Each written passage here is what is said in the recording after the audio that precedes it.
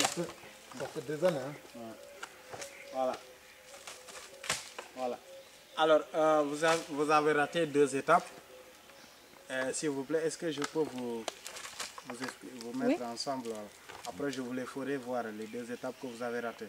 Parce qu'aujourd'hui, je suis seul. Voilà.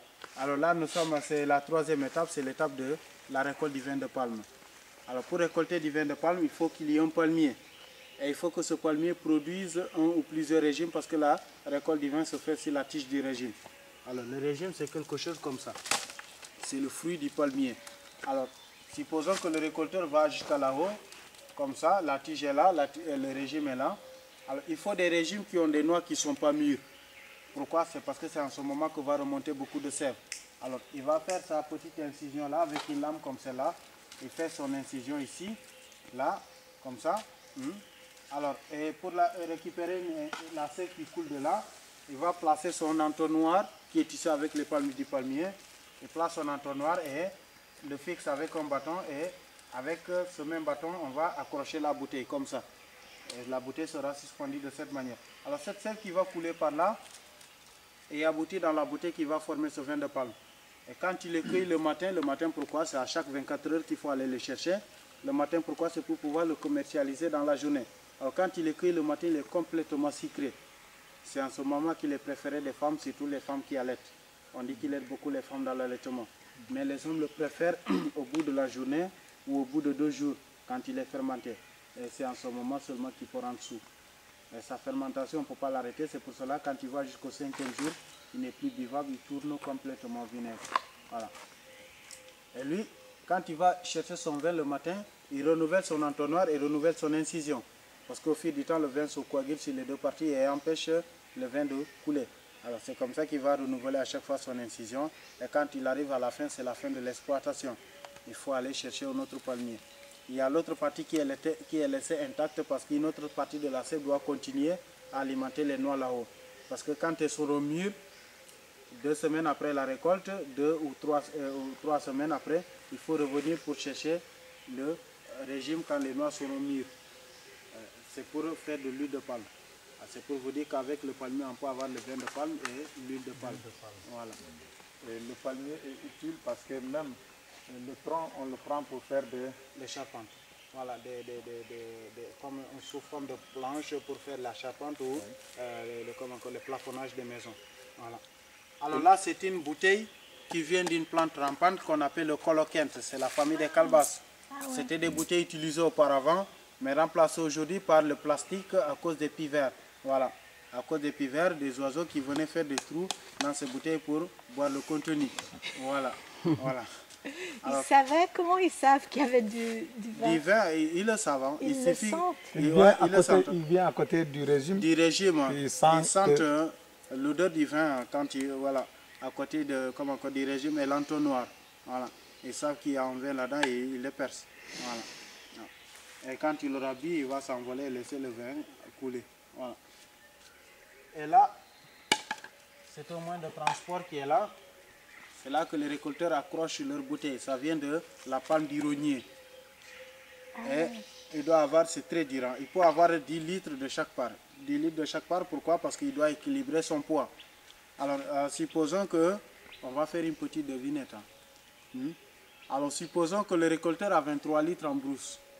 23 litres en brousse qu'il doit ramener à la maison. Alors, pour faire son transport, il n'a que 2 bidons de 10 litres chacun. Il met un de 10, voilà. Derrière un autre de 10. Les 2 pleins, il a combien sur l'épaule? 20. 20. Il restera combien de litres? 3. Ces 3 litres sont dans un vase, il n'a plus de bouteille où les mettre. À votre avis, que va-t-il faire? Il va les donner au fétiche. Il boit. Non, il les boit. Bien sûr. Il le boit ou Ouais. Bien sûr. Avant de donner au fétiche, il faut qu'on boit d'abord. C'est les hommes qui trouvent parce que... Non, la prochaine fois, c'est les femmes qui vont trouver. Oui, oui. Alors là, c'est une lame que les récolteurs prennent pour couper les palmes du palmier, pour accéder au régime. Mais avant de l'utiliser, regardez ce qu'il va faire. Là. Voilà, comme ça. Il va l'aiguiser. Il y a même des étincelles. Hein. Voilà, il va aiguiser sa lame parce que ces palmes sont très dures à couper. Alors c'est comme ça qu'il va couper ces lames, ces palmes sous forme de marche. Alors, pourquoi? Parce que c'est Pour là qu'il va pouvoir- mettre les pieds. Voilà. Et pour monter, c'est là qu'il va mettre tout son matériel. Voilà sa ceinture. Il met tout son matériel là pour monter. Voilà. Voilà. Bon. C'est une ceinture qui est faite avec les palu-palu. Il le fait avec des chaussures, mais ça ne se fait jamais avec des chaussures. Hein. Ça se fait pieds nus? Ouais, Oui, pieds nus. pieds nus. Pieds nus pour que ça ne glisse pas. Pour que ça ne glisse pas, Voilà. parce que des fois les pieds sont mouillés. Quand ici, les pieds sont mouillés. ouais. C'est pour ne pas avoir des pieds moites. Voilà. Voilà. Je vais essayer un peu. Là, vous n'irez pas loin parce que vous avez des chaussures. Exactement, chef. Avance. Et puis, il redescend plus avant qu'il ait pris tout, mais il doit chaque fois redescendre Ouais, avec une bouteille, avec comment? avec quelque chose. Alors, c'est la bouteille. En fait, il y a des bouteilles pour recueillir le vin là-haut. Les bouteilles sont là pour récolter le vin là-haut. Alors, lui, quand il va les chercher, il doit mettre une autre bouteille là. Voilà, une bouteille de 10 litres ou comme ça. 10 ou 5 litres. Alors, quand il va chercher les bouteilles là-haut, c'est là qu'il va mettre son vin dans la bouteille de 5 ou 10 litres et puis remettre la bouteille, les viands à sa place. Voilà. Pour monter, il ne faut jamais le faire avec des chaussures, toujours pieds nus comme ça. Voilà. Ouais. Faut prendre des photos. Hein. Voilà, vous voyez. Et quand il va jusqu'à là-haut, il faut lâcher ses mains et faire tranquillement son travail. Hein. Récolter Ouais, il s'assied tranquillement sur le... son vin. Voilà. Hein. Regarde, il faut le regarder. Il faut tourner du moyen. C'est bon? Attends, moi, je vais en prendre une aussi. Dans les boîtes magiques.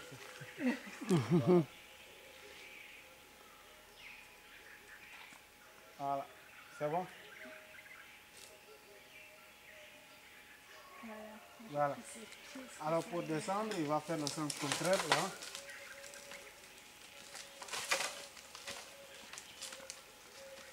Ça va faire du pied, hein. C'est pas le talent. Ah, on a les pieds durs, hein, on a l'habitude. Et puis on a commencé à marcher pieds nus depuis là en France. Oui, oui, c'est ça. Ouais. Mais aussi, tu as des muscles devant aussi. Plus. Pour pouvoir. Voilà. Voilà, fini pour la récolte. Et dommage que j'ai pas pu ramener du vin. Oh, mon pauvre. Oui, on aurait trinqué. Voilà. Alors on continue. C'est un jeune fromager, mais il est beaucoup plus âgé que moi. Un fromager comme ça, déjà, il peut avoir dans les 50 à 60 ans. C'est des arbres qui grandissent d'une manière très très lente. Celui-là, il peut avoir dans les 200, 300 ans, ou peut-être plus que ça. Ça fait longtemps qu'ils sont là. Regardez, c'est les mêmes racines. Imaginez, essayez d'imaginer le temps qu'il a pris pour se déployer comme ça. On ne voit jamais un fromager tomber, hein, malgré les gros vents. Ouais. Et quand il va vieillir, il va sécher petit à petit et pourrir. Il y a des épines à l'intérieur. Ouais. Il y a des épines. Ça, c'est aussi.